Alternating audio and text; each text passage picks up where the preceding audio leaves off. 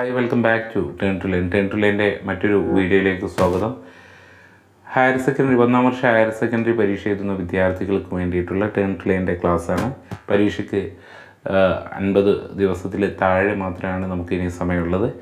അപ്പോൾ turn to ലേൻ്റെ ഏറ്റവും capsule type video ക്ലാസ്സുകൾ നമ്മൾ ആരംഭിക്കുകയാണ്. ഈ വീഡിയോയോട് കൂടി +1 +2 വിദ്യാർത്ഥികൾക്ക് ഉപകാരപ്പെടുന്ന വീഡിയോ ക്ലാസ്സുകളാണ് നമ്മൾ ഇതിലൂടെ പ്രൊവൈഡ് ചെയ്യുന്നത്.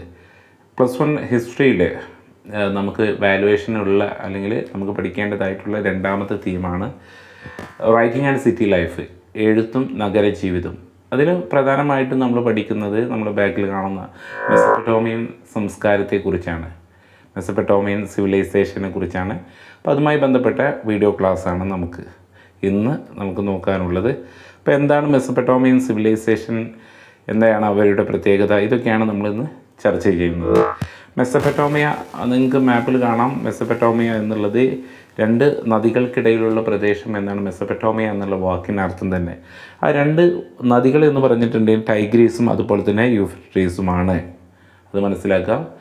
ഈ 2 നദികൾക്കിടയിലുള്ള പ്രദേശമാണ് മെസപ്പൊട്ടോമിയ. 1 വേർഡ് ക്വസ്റ്റ്യൻസ് ചോദിക്കാറുണ്ട്.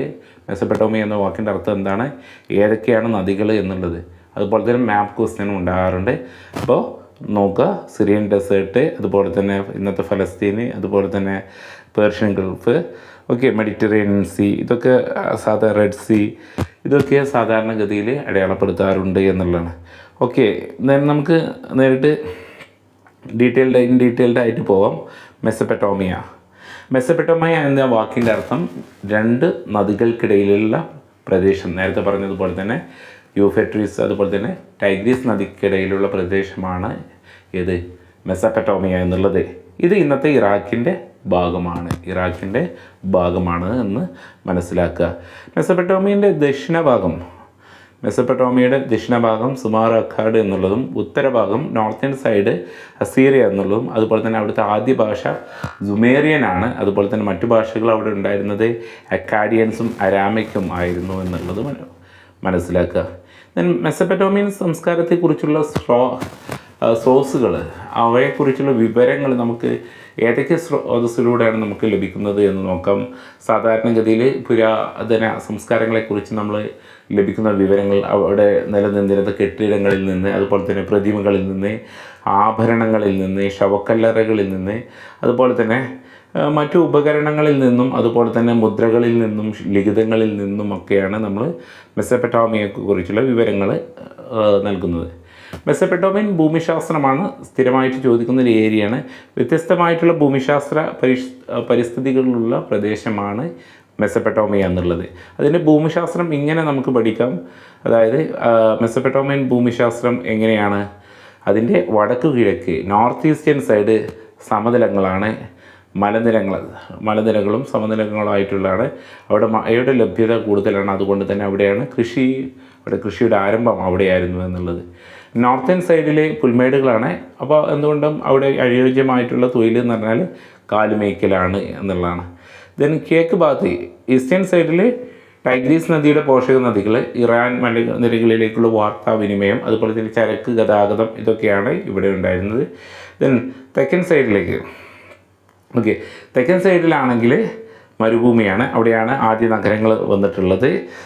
മരുഭൂമി ആയതുകൊണ്ട് തന്നെ കൃഷിയും മറ്റു ആവശ്യങ്ങൾക്ക് ജലസേചനം വേണ്ടി വന്നിരുന്നു. ഇതൊക്കെയാണെന്നുള്ളത്. മെസപ്പൊട്ടോമിയൻ നഗരത്തിലെ നഗരജീവിതത്തിൻ്റെ പ്രാധാന്യത്തെക്കുറിച്ചാണ് ഇനി നോക്കേണ്ടത്. അത് ഇമ്പോർട്ടൻ്റ് ആയിട്ടുണ്ടാണ്. ഒരു സിറ്റി ലൈഫായിരുന്നു മെസപ്പൊട്ടോമിയൻ സംസ്കാരം എന്നുള്ളത്. അപ്പോൾ എന്തുകൊണ്ടാണ് അത് അങ്ങനെ വന്നത് എന്നാണ് നമ്മൾ ഇനി നോക്കുന്നത്. നഗരജീവിതത്തിനുള്ള പ്രാധാന്യം. നഗരങ്ങളിൽ ജനങ്ങൾ കൂട്ടമായി താമസിക്കുകയും വിവിധ സാമ്പത്തിക പ്രവർത്തനങ്ങളിൽ ഏർപ്പെടുകയും ചെയ്യുന്ന കേന്ദ്രങ്ങളാണ് നഗരങ്ങൾ എന്ന് പറയുന്നത്. കാർഷിക വൃത്തിയല്ലാതെ മറ്റുള്ള വ്യാപാര കൃത്യങ്ങൾ മറ്റും ഏർപ്പെടുന്ന സ്ഥലങ്ങളെയാണ് പൊതുവെ നമ്മൾ നഗരങ്ങൾ എന്ന് പറഞ്ഞാൽ, സിറ്റി എന്ന് പറയുന്നത്, ടൗൺ എന്ന് പറയുന്നത്, അർബൻ സെൻറ്റേഴ്സ് എന്ന് പറയുന്നത്. അവിടെ വ്യാപാരങ്ങളായിരിക്കും പ്രധാനമായിട്ടുണ്ടാകുക, നിർമ്മാണ പ്രവർത്തനങ്ങളുണ്ടാവും, ഇൻഡസ്ട്രീസ് ഉണ്ടാവും, അതുപോലെ തന്നെ സേവനങ്ങൾ മുതലായ പ്രവർത്തനങ്ങളായിരിക്കും നഗരങ്ങളിൽ ഉണ്ടാവുക. ഗ്രാമങ്ങളിൽ പൊതുവെ എന്തായിരിക്കും, കാർഷിക പ്രവർത്തികളായിരിക്കും. സ്വയം പര്യാപ്തരമല്ലാത്ത നഗരങ്ങളായിരുന്നു.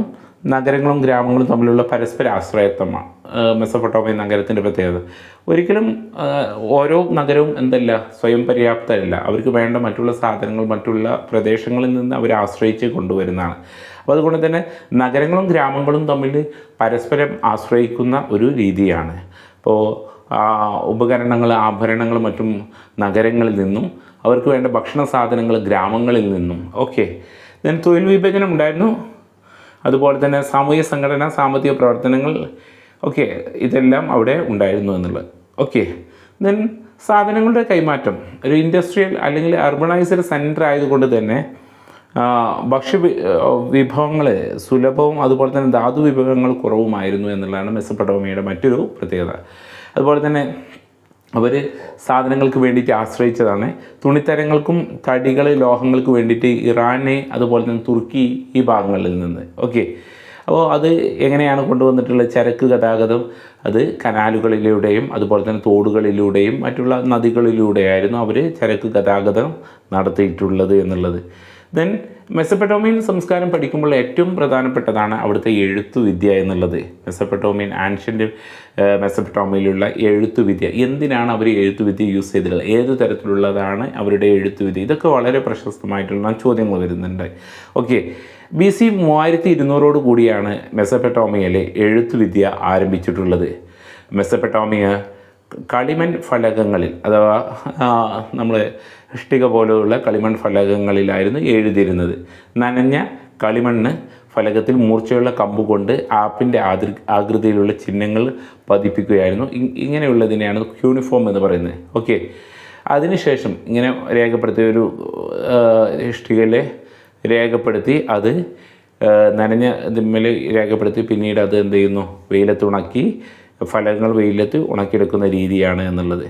ദെൻ അവർ എന്തിനായിരുന്നു എഴുത്തുവിദ്യ ഉപയോഗിച്ചിരുന്നത് എന്നുള്ളത്, ഇത് ചോദ്യം വരുന്ന 4 മാർക്ക് പോലത്തെ ചോദ്യം വരുന്നതാണ്. ദെൻ ഇതിലെ ഇടപാട് രേഖകൾ സൂക്ഷിക്കാൻ, നിഘണ്ടു നിർമ്മിക്കാൻ, ഭൂമിയുടെ ഇടപാടുകൾ നിയമസാധുത നൽകാൻ, അതുപോലെ തന്നെ രാജാക്കന്മാരുടെ പ്രവർത്തനങ്ങൾ എഴുതാൻ, ദെൻ രാജാവിൻ്റെ സാമുദ്രായിക നിയമങ്ങളിൽ വരുന്ന മാറ്റങ്ങൾ, നിയമങ്ങൾ രേഖപ്പെടുത്താൻ, വിവരങ്ങൾ സൂക്ഷിക്കാൻ, ഇതിനൊക്കെ വേണ്ടിയിട്ടായിരുന്നു മെസൊപ്പൊട്ടേമിയക്കാർ എഴുത്തുവിദ്യ കണ്ടെത്തിയിരുന്നത്, എഴുത്തുവിദ്യ അവർ അവലംബിച്ചിട്ടുള്ളത്. എങ്ങനെയായിരുന്നു അവർ എഴുതിയത് എന്ന് നമ്മൾ അതൊക്കെ. അപ്പോൾ എന്താണ് എഴുത്തു രീതി എന്നുള്ളത് നോക്കാം. ഒരു ക്യൂണിഫോം ചിഹ്നങ്ങളായിരുന്നു ഉണ്ടായിട്ടുള്ളത്, ആപ്പ് മോഡൽ എന്നുള്ളത്. അപ്പോൾ ഇത് ഒരു സ്വരാക്ഷരമോ അല്ലെങ്കിൽ ഏകവ്യഞ്ജനമോ സ്വരമോ ഒന്നും അല്ലായിരുന്നു എന്നുള്ളത് നമ്മൾക്കറിയാം. മറിച്ച് അക്ഷരങ്ങളാണ്.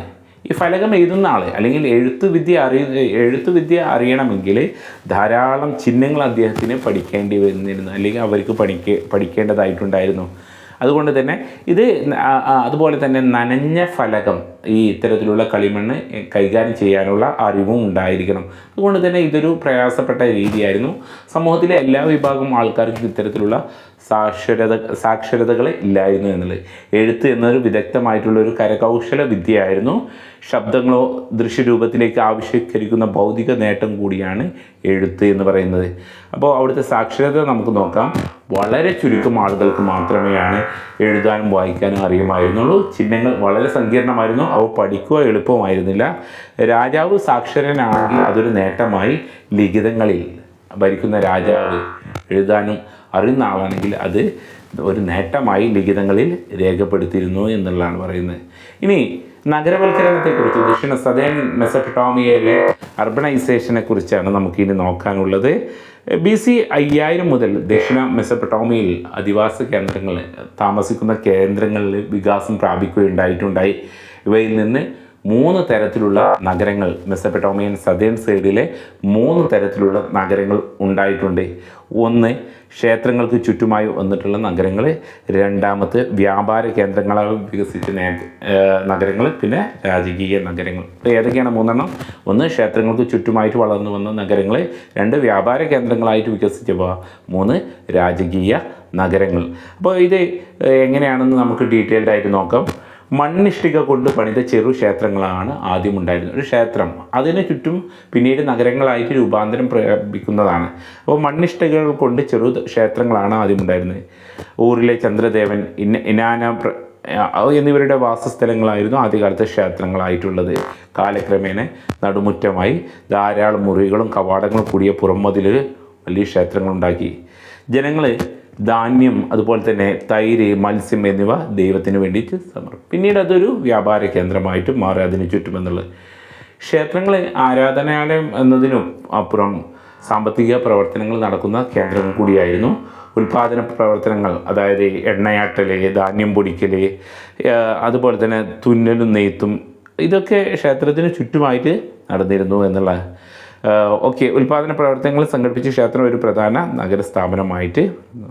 പിന്നെ മെസൊപ്പൊട്ടേമിയയിലെ ഗ്രാമങ്ങളിലെ ഭൂമിക്കും ജലത്തിനും വേണ്ടി തുടർച്ചയായിട്ട് യുദ്ധങ്ങൾ ഉണ്ടായിട്ടുണ്ട്. ചില ഭാഗങ്ങളൊക്കെ നമ്മൾ മരുഭൂമിയാണെന്ന് അറിയപ്പെട്ടു.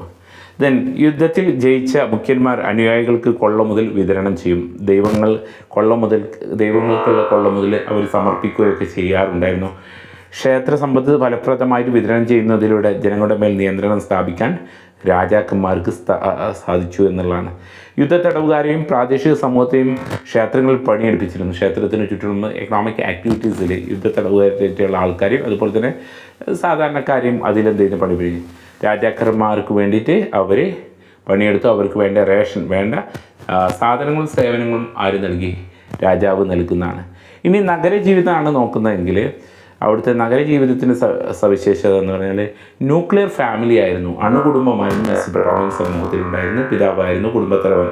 വിവാഹം, വധുവിൻ്റെ മാതാപിതാക്കളുടെ വിവാഹ സമ്മത പ്രഖ്യാപനം ഉണ്ടാവും. വരൻ്റെ ആളുകൾ വധുവിൻ്റെ ആളുകൾക്ക് സമ്മാനം നൽകും. വിവാഹ സമയത്ത് ഒരുമിച്ചുള്ള ഭക്ഷണം, ക്ഷേത്രത്തിൻ്റെ നേർച്ചെടുപ്പുകൾ, ഇതൊക്കെ ഉണ്ടായിരുന്നു. പിതാവിൻ്റെ പൈതൃക സമ്പത്തിൻ്റെ വിഹിതം വധുവിന് നൽകൽ ഉണ്ടായിരുന്നു എന്നുള്ളതാണ് അവിടുത്തെ സാമൂഹിക ഇതായിട്ടുള്ളത്. ഒരു നഗരത്തിലെ നഗരജീവിതം, ഇവിടെയാണ് നമ്മൾ മെസൊപ്പൊട്ടേമിയൻ സംസ്കാരം അതുപോലെ തന്നെ ഇന്ത്യൻ ഹാരപ്പൻ സംസ്കാരം നമ്മൾ താരതമ്യം ചെയ്യേണ്ടത്. ഒരു പ്ലാൻഡ് അർബൻ സിറ്റി ആയിരുന്നു ഹാരപ്പൻ സംസ്കാരത്തിനുണ്ടെങ്കിൽ ഇത് നമുക്ക് നോക്കാം. മെസൊപ്പൊട്ടേമിയൻ തെരുവുകൾ വണ്ടിക്ക് എത്താൻ കഴിയാത്ത വിധം ഇടുങ്ങിയതായിരുന്നു. ഇത് ഹാരപ്പൻ സംസ്കാരത്തിൽ നമ്മൾ പഠിക്കുകയാണെങ്കിൽ വളരെ വിശാലമായിട്ടുള്ള ഒരേപോലെ റോഡുകളും മറ്റൊക്കെ ഉണ്ടായിരുന്നു. കഴുതപ്പുറത്തായിരുന്നു സാധനങ്ങൾ വീട്ടിലേക്ക് എത്തിച്ചിരുന്നത്. നഗരാസൂത്രണമോ തെരുവ് ഓടകളോ ഉണ്ടായിരുന്നില്ല. ഹാരപ്പൻ സംസ്കാരത്തിൽ നമുക്ക് കാണാം കൃത്യമായിട്ടുള്ള ടൗൺ പ്ലാനിങ് ഉണ്ടായിരുന്നു. അതുപോലെ തന്നെ ഓടകളും മറ്റുകളൊക്കെ ഡ്രെയിനേജ് സിസ്റ്റം ഉണ്ടായിരുന്നു എന്നുള്ളത്. ഓടകളും കളിമൺ പൈപ്പുകളും വീടുകളുടെ നടുമുറ്റത്തായിരുന്നു ഉണ്ടായിരുന്നത്. മഴവെള്ളം മൺപൈപ്പ് വഴി നടുമുറ്റത്തെ കുഴിയിൽ ഒഴുക്കി വിട്ടിരുന്നു. വീടുകളുടെ മാലിന്യം അവർ തെരുവുകളിലേക്ക് അടിച്ചു കൂട്ടുമായിരുന്നു.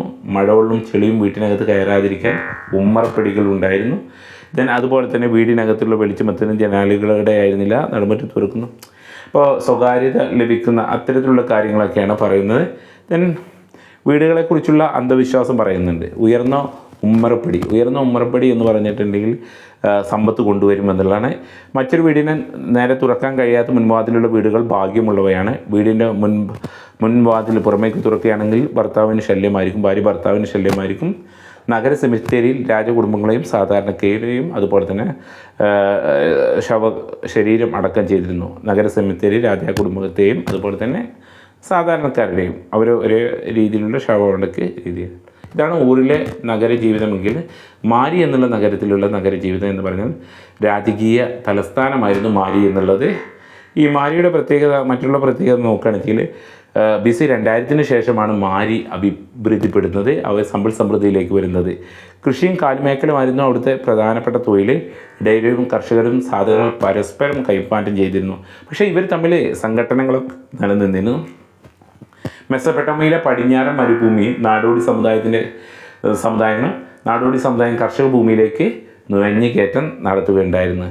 അവിടെ ഉണ്ടായിരുന്ന ആൾക്കാരായിരുന്നു അക്കാഡിയന്മാർ, അമൊറൈറ്റുകൾ, അസീറിയന്മാർ, അർമേനിയന്മാർ, ഇവർ ഉൾപ്പെടുന്നു. മാരിയിലെ രാജാക്കന്മാർ അവിടുത്തെ അമൊറൈറ്റുകളായിരുന്നു. പുൽമേടിൻ്റെ ദേവനായിട്ടുള്ള ഡോഗന് വേണ്ടിയിട്ട് അവർ മാരിയിൽ ഒരു ക്ഷേത്രം നിർമ്മിച്ചു. മെസൊപ്പൊട്ടേമിയൻ സമൂഹം വിവിധ സംസ്കാര സങ്കരമായിരുന്നു. പല സംസ്കാരങ്ങളുടെ സങ്കരമായിരുന്നു മെസൊപ്പൊട്ടേമിയയിലുള്ളത്.